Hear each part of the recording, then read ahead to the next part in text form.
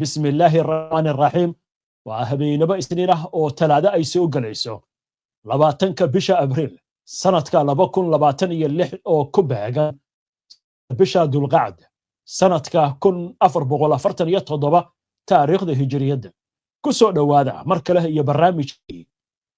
قبانها قضبضا عن ذي كوغها إنانا وحا كمدا ترام أو عاوة كل واقعي إنو كوغوليستي دقالك إيران إسلا مركاسا لصحيحي دونه هشيس إنكستو ترام أو كو أندعونا يهقول يهشيس لصحيحي دونه haddana Iran ilaa iyo hadda ma caddayn inay ka qayb galayso kulanka ka dhici doona Pakistan iska badaa heshiis ay saxiixdeen taliyaha ciidanka ilaalada kacaanka Iran qaybtooda ciidamada cirka ayaa si cad u sheegay inaysan ku kalsoonayn Mareykanka iyo wadahadalada lala yeelanayo Pakistan oo war ka soo saartay wadahadalada ay qorsheynayso inay u qabato mas'uuliyiinta Mareykanka iyo Iran matalaya رئيس الوزراء عصوب ee dalka Hungary oo bidaamiyay inuu xiri doono haddii Netanyahu uu yimaado dalkiisa isagoo ku dhawaaqay in uu joojin doono go'aanka dalkaasi uu kaga baxayo maxkamadda dibadda dagaalka ee ICC taliyaha ciidanka Israa'iil oo wacad ku maray inay ka hortagi doonaan in Iran ay gaarto yoolkeeda laamaha ammaanka ee dalka Turkiga ayaa shaaciyay inay gacanta ku dhigeen tobanaan xubnood oo la leeyahay kooxda Daesh sheekada ugu dambeysay barnaamijkan idinkugu hayaana waxay ku aadan tahay shirkad dharka farsamaysa oo fadhigeed uu yahay waddanka Hindiya oo arrin la yaab leh kula kacday shaqaalaheeda haddaba maxay tahay arrintan la yaab kale ee hadal haynta dhalisay sheeko cajiib ah ayaan idinkaga haynaa amuurtan dhammaan wararkan iyo qodobo kale oo faahfaahsan wixii warah ee soo kordhay intayna hawada ku jirno ayaan idinkugu soo gudbinaynaa barnaamijka qubanaha soo dhawaada marka la daawadayaal si aad ula socoto oo hesho wararkan barnaamijyada iyo macluumaadka aynu halkan ka soo gudbinayno haddii aad ku cusub tahay baraheena bulshada amaba horay aadan ugu xirnayn hadda ku soo biir waana ku mahadsantihiin daawashada barnaamijka waxaynu ku bilaabaynaa waddanka Hungary waddankaas waa waddanka kaliya ee Yurub ka tirsan ee ilaa iyo markii la soo saaray go'aanka lagu soo qabanayo ra'iisul wasaaraha Israa'iil Benjamin Netanyahu uu booqday waddankan wuxuu uga baxay maxkamadda ICC ee dibadda dagaalka Israa'iil darteed ra'iisul wasaarihii hore ee arrintaasi ku kacay Viktor Orban doorashadii dhacday toddobaadkan ayaa looga guuleystay 16 sano ayuu waddankaasi maamulayay waa nin aad saaxiib u ah Netanyahu Donald Trump iyo Putin iyo weliba Erdogan waxyaalaha uu sameeyay markaa waxa kamid ahaa sida halkan kaga muuqata Netanyahu wuxuu ku soo dhaweeyay caasimadda waddankaasi ee Budapest go'aan buu geeyay baarlamaanka wuxuu yiri waa ka baxaynaa maxkamadda ICC gabigeedaba go'aankii baarlamaanka ku raacay waa waddanka kaliya ee ku jira midowga Yurub oo aan xubin ka ahayn xilligan la joogo maxkamadda dibadda dagaalka inkastoo ra'iisul wasaare cusub uu qabsaday xukunka ra'iisul wasaaraha cusub marka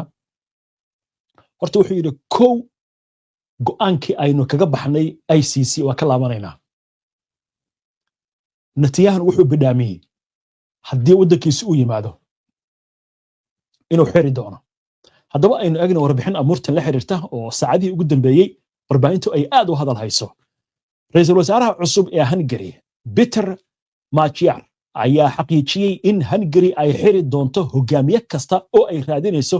maxkamadda dibadda caalamiga ee ICC haddii dalkaasi uu yimaado tani waxay timid kadib markii uu doorashada ku ballan qaaday in uu joojin doono go'aankii ra'iisul wasaarihii hore Viktor Orban uu Hungary kaga saaray maxkamadda ICC oo kamid ahayd wadamadii saxiixay ama waddankaas oo kamid ahaa dalalkii saxiixay isagoo dadka wararka fidiya kula hadlayay magaalada Budapest ayaa waxa la weydiiyay sidoo isku waafajinayo go'aankan cusub ee uu ku dhawaaqay ee ah in maxkamadda aysan ka bixi doonin iyo casuumaadii uu u fidiyay ra'iisul wasaaraha Israa'iil Benjamin Netanyahu oo wajahaya amarka soo qabashada maxkamadda ICC ee dima la xiriira dambiye dagaal oo ka dhacay Gaza Magyar waxa uu sheegay in uu la hadlay hogaamiyaal badan oo caalamka ah tani markii la doortay isla markaasna qof walba iyadoo aan cidina laga reebin uu ku casuumay Hungary munaasabada qaran ee 70 guuradii kacdoonkii dhacay 1956 ra'iisul wasaaraha cusub ayaa isagoo ka jawaabaya go'aankan uu ku marti qaaday Netanyahu iyo midka la xiriira in ay ka baxayso dawladda Hungary ICC wuxuu yiri haddii qof ICC ay raadinayso uu soo galo dhulkeena waa in la xiraa dal kasta iyo madax kasta oo dawladeedna arrinkaasi uu og yahay wuxuuna ninkan u qeyldeeyay in markii la doortay isagoo ka fakaraya munaasabada 100 sano guurida kacdoonkii 1956 waddankaasi ka dhacay uu casuumad u diray madaxda caalamka oo idin marka wuxuu ku leeyahay Netanyahu wuxuu ka mid ahaa dadkii aan ku casuumay goobtaas laakiin haddii uu yimaado yiri waa xiraya ninka marka waxa leeyahay waa nin wata siyaasad ka duwan siyaasadii ra'iisul wasaarihii isaga ka horeeyay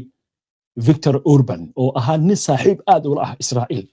haddaba waynu arki doonaa arrimahaasi wixii ka soo kordha weli ma jiro war rasmi oo ka soo baxay dhanka Israa'iil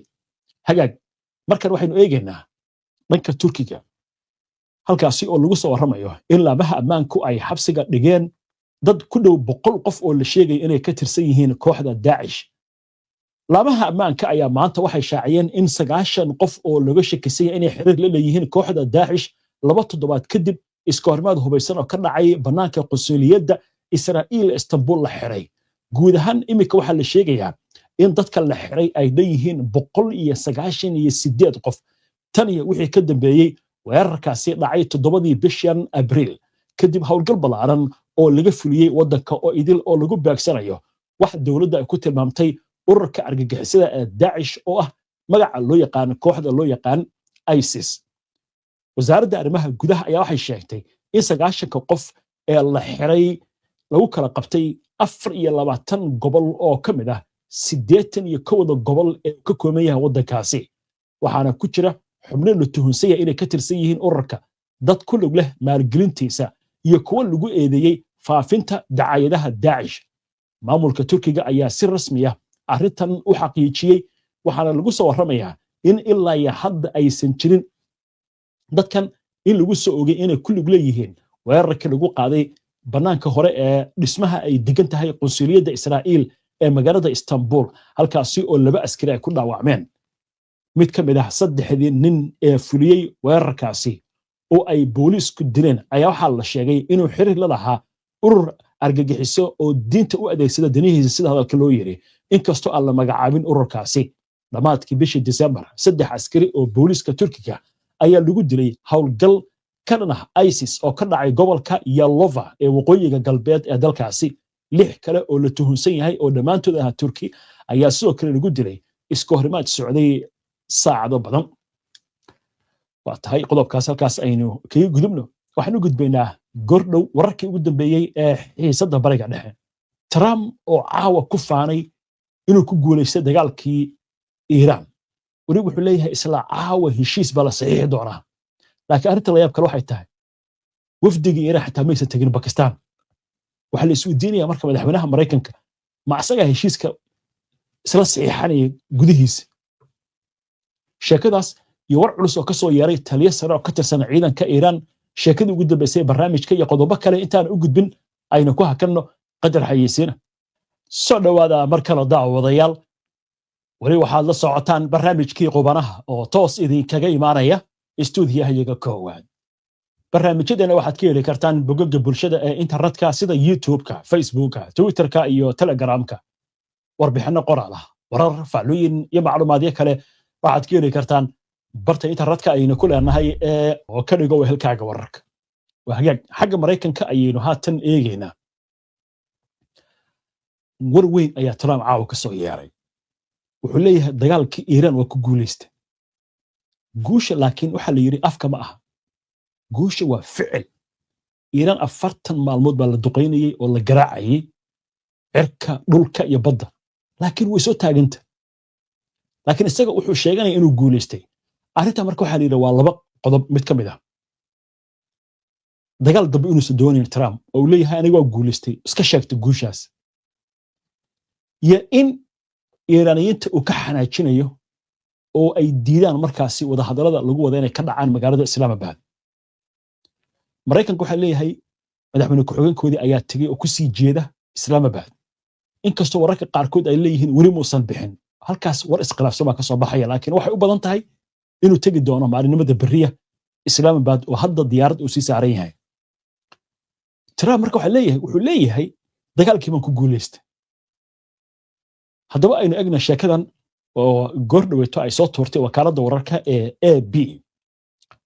madaxweynaha Mareykanka Donald Trump ayaa waxa uu sheegay in dalkiisa si buuxda ugu guuleystay dagaalka uu kula jira Iran wasaadalka u dhigay isagoo ku tilmaamay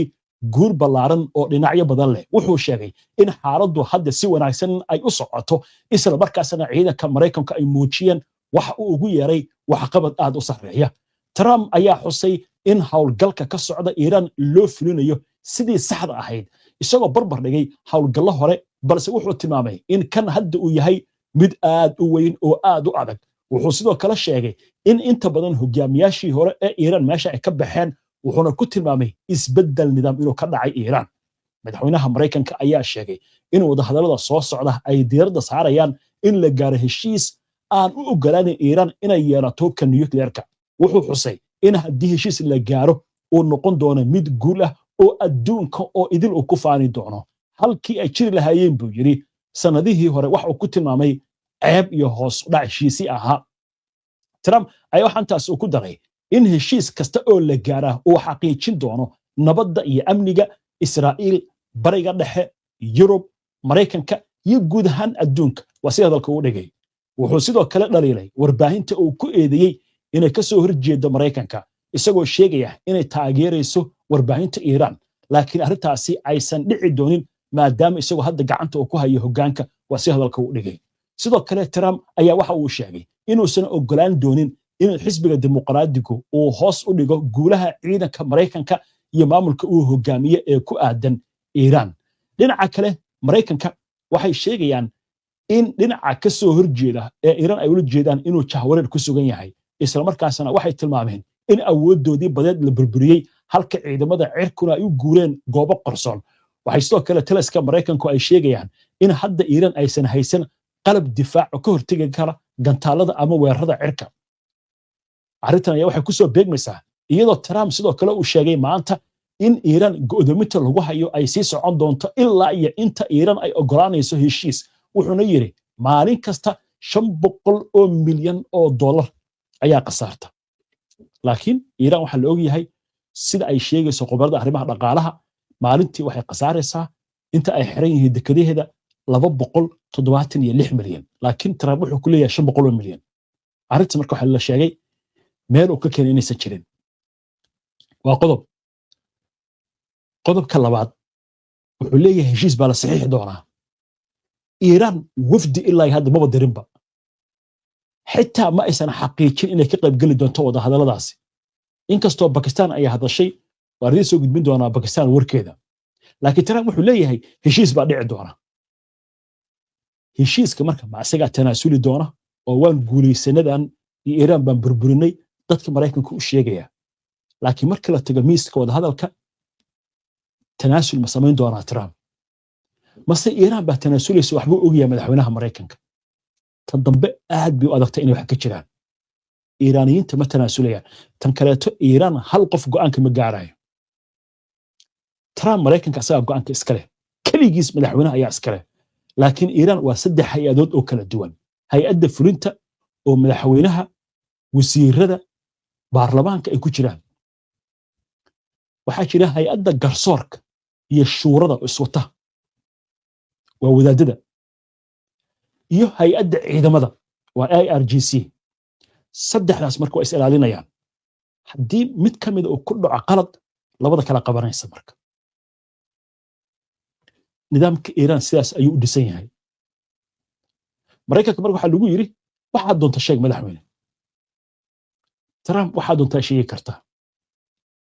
aniga ma is dhiibayno madaxweynaha Iran Mas'uud Pezeshkian waa dadka la aaminsan yahay inuu yahay isbedel doonka isaga wuxuu leeyahay Iran ma is dhiibayso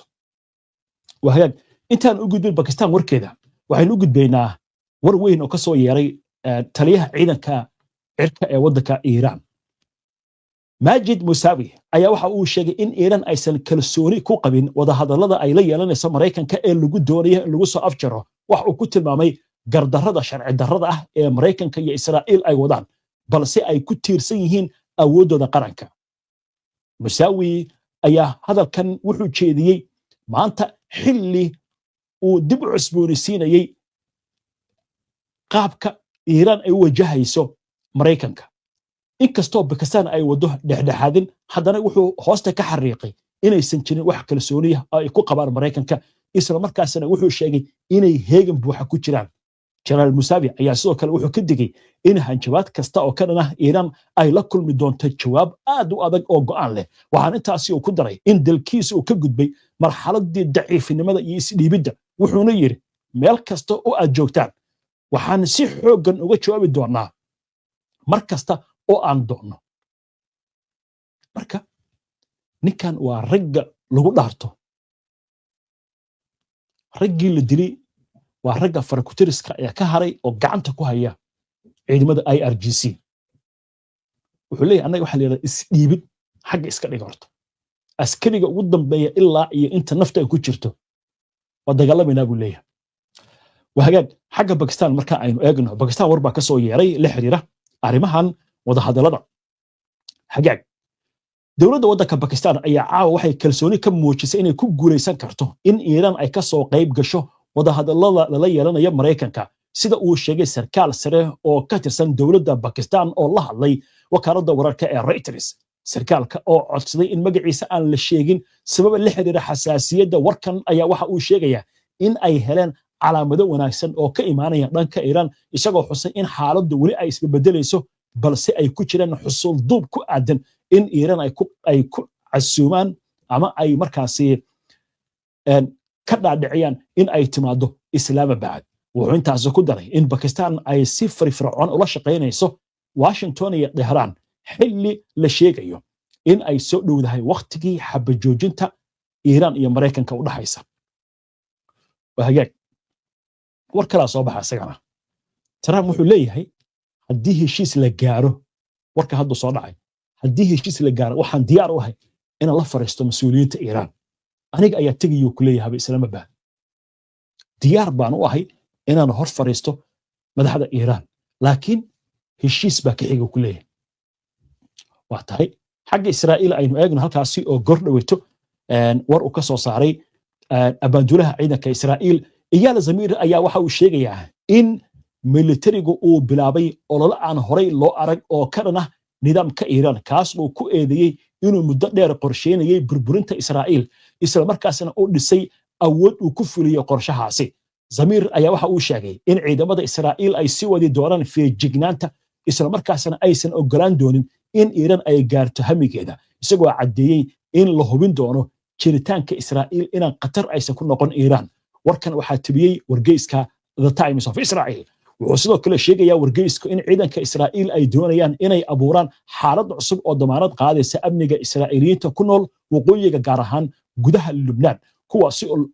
waa xadka Lubnaan raalli ahaada kuwaasi oo la sheegayo inay cabsi ka qabaan in ay dib ugu laabtaan magaalooyinka ku yaala waqooyiga Israa'iil waxa kaloo hadda soo dhacay wargeyska Washington Post ayaa waxa ka soo xigtay mas'uul Pakistaaniya oo sheegaya in madaxweynaha Mareykanka ay u gudbiyeen warqad ay ku leeyihiin George war hadalada adag ee aad ku hadlayso ee dhalin kara in xaaladdu ay sii xumaato waxaana lagu sheegay in hadaladaasi ay noqon karaan kuwa hoos u dhigi kara rajada heshiis la gaaro Pakistan baa yaabtay warni waxay tiri wada xajood baa ku jirnaaya afka ma qabsan kartaa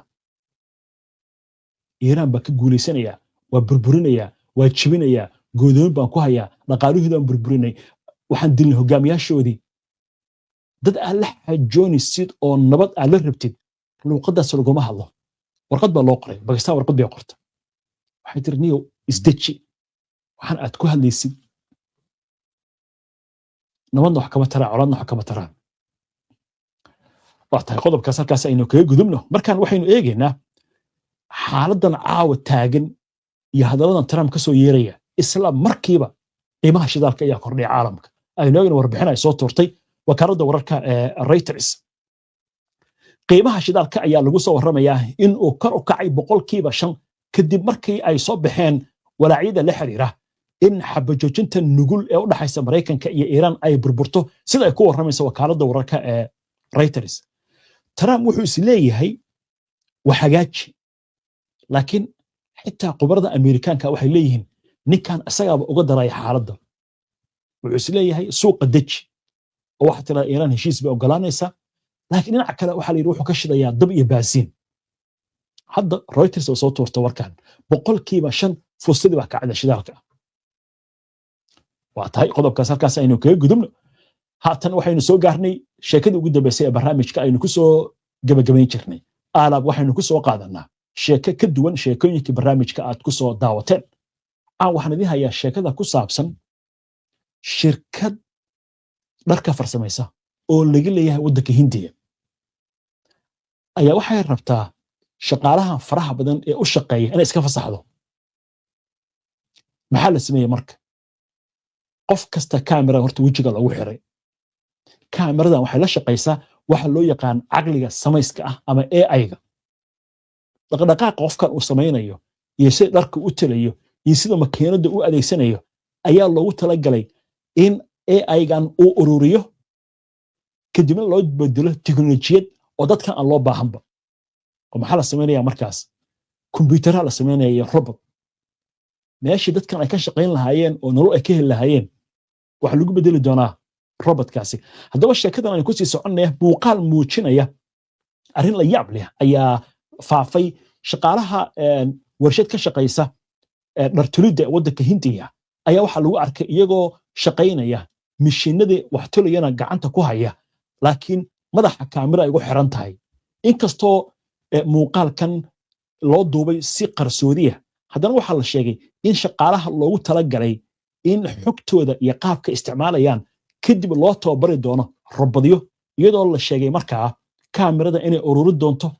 sida ay u shaqaynayaan farsamadooda gacantooda meelaha ay fiirinayaan dharka qaabkay u talayaan sida ay ku warramayso warbaahinta la yiraahdo India Today oo muuqaalkan faafisay arrintan ayaa waxay dhalisay su'aalo aad u fara badan maadaama laga yaabo in shaqaale fara badan mustaqbalka la eriyo oo robadyo lagu bedelo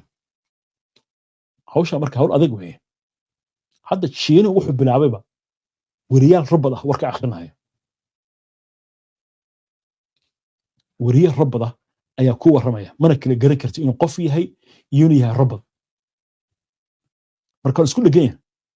waa hagaag inta ayaan ku soo gabagabeynaya caaw barnaamijkii waana ku mahadsantihiin daawashada barnaamijka